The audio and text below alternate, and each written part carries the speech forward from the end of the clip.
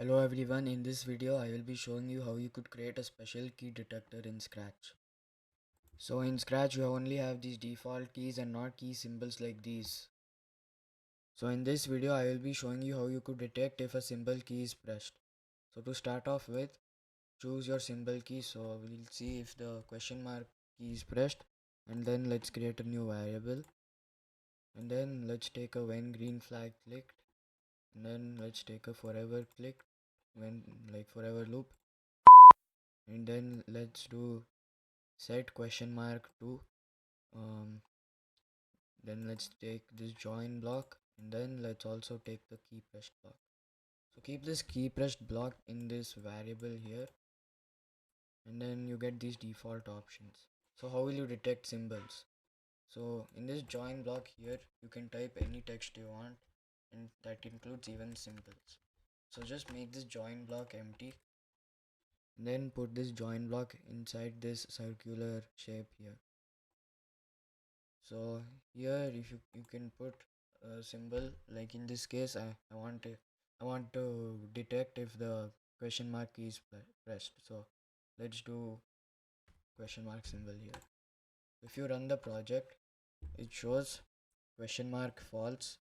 However, if you click the question mark key, as in this example, it shows true, which means that it's detecting.